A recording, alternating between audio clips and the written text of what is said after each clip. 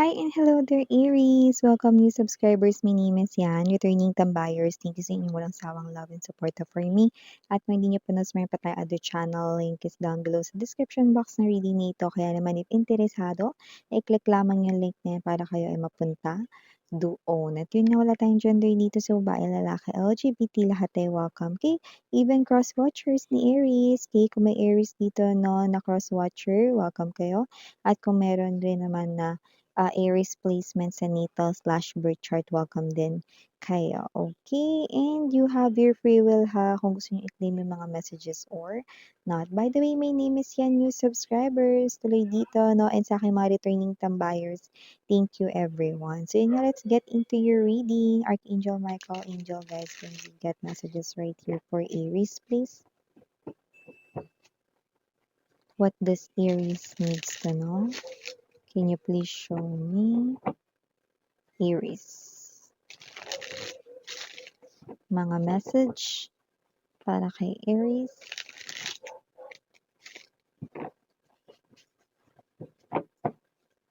Okay, so let's go ahead and check these messages right here for you, Aries. So guys, you do have here the energy of Queen of Rings, Two of Rings, The Bachelor, Nine of Flutes, Six of Roses, Nine of Rings. Bottom of the deck, Queen of Mirrors. We have here opening up and to be continued.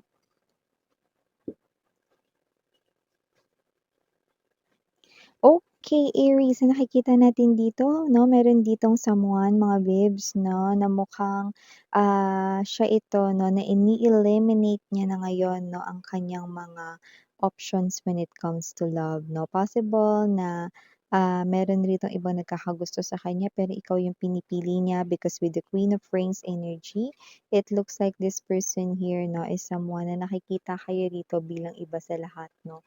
Maalaga kayo, mapagmahal, no, yan, okay?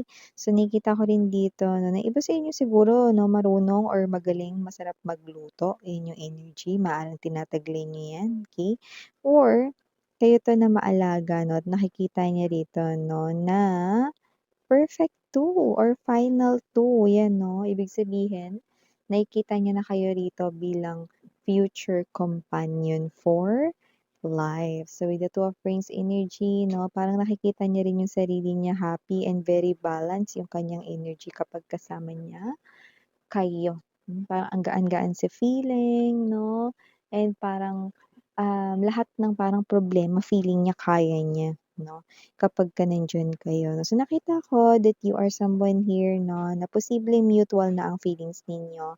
You already fall for this person here. To some of you naman, pwedeng hindi pa kayo nitong person na to, no, but this person here will definitely express you his or her emotions and feelings at makikita mo ito at hindi malabong mahulog ang loob mo sa kanya with the opening up right here and then voila!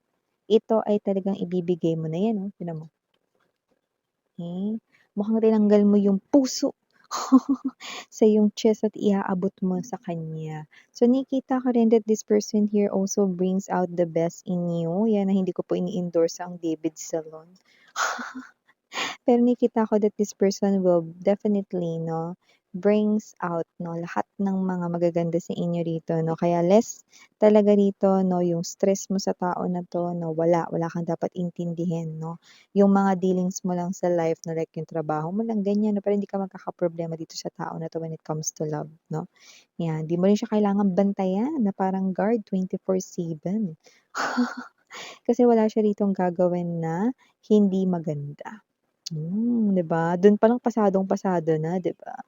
So, maliban diyan, Aries, nakakita rin tayo ng energy na posibleng meron dito, no, na isang contest patimpalak. Puwede rin naman na hindi contest, baka ito ay klase rin ng kompetisyon. Kung ano man ito, no, winner! Tignan mo yan, meron ka ditong trophy, nakakita tayo dito ng trophy. Definitely Six of Roses, meaning to say, ito yung klase ng energy, no, na sureness, siguradong mananalo ka dito, sa may mga kasabayan ka man dito, ang taray panalo ka na sa puso ng isang person dito, panalo ka pa rito sa ibang bagay. Eh, di ikaw na. With the Six of Roses energy, mukhang meron ka ditong mauungusan. Possible na kung yan ay sa trabaho, baka meron ng napupusuan rito yung boss, yung company, yung mga matataas yung rank 'no, kung sinong ilalagay nila sa isang klase ng posisyon 'no. Meron na pero maaangatan mo pa yun, mauungusan mo pa yun. Meaning to say, may malalampasan ka pa dito 'no, ang taray, 'di ba? At okey kung ito naman ay walang kinalaman sa trabaho at ito ay may kinalaman sa contest, 'yan 'no, possible na yung defending champion matalbogan mo 'no, kung anumang klaseng contest yang sasalihan mo. Nakikita ko na meron kang malalagpasan at mauungusan dito. Ay, ang taray. So, hindi ka dito mga babes 'no, bida-bida lang kundi talagang bida ka, dahil nakita ko ditong mananalo ka. Winner ang iyong peg diyaan. So, maliban diyan with the Nine of Rings energy, okay, and the Queen of Mirrors, possible rito na ikaw yung klase ng energy na tahimik ka lang 'no, pero para talaga 'no, na yung mga ritong mga naiisip mo ay sobrang gaganda 'no, talagang effective 'no, lalo na kung may kinalaman ito sa pagdedesisyon.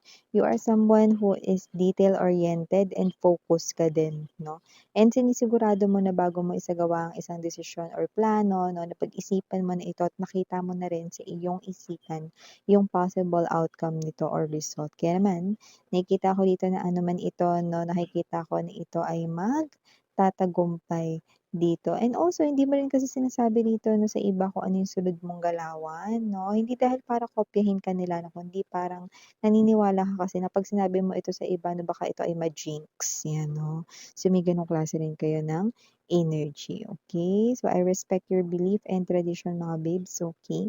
So another message din dito, Aries, nakita rin tayo ng energy ha. Medyo mag-ingat kasi with the Queen of Mirrors energy 'no, and the opening up key and to be continued, parang meron ditong energy na hindi kayo basta-basta lulubayan at tatantanan 'no. Meron siya ditong issue na ibubukas or sasabihin sa inyo 'no, na wala ka namang kinalaman diyan 'no, or hindi ka na dapat sinasali diyan or hindi ka na dapat sinasangkot diyan 'no. Pero ikaw yung nakikita niyang main character dito 'no. So with the B, 'yan 'no, hindi ko na babanggitin 'yan dahil with restrictions sa YT. Eh, kung sino naman 'tong dabi na ito 'no, puwedeng ito yung third party 'no. So, puwedeng ang nangyayari rito is ikaw yung sinisisi or ikaw yung pinaghihinalaan ng third party na lalo na kung nagkakagulo sila ngayon ng person mo or pinaghihinalaan niya may ibang kausap yung person mo 'no, na pumunta sa kanya rito 'no, ex mo na ngayon 'no, pero person niya ngayon at iniisip na ang kinakausap nito ay ikaw. Ano, pero nakita ko rito wala kang kinalaman, hindi ka sangkot diyan.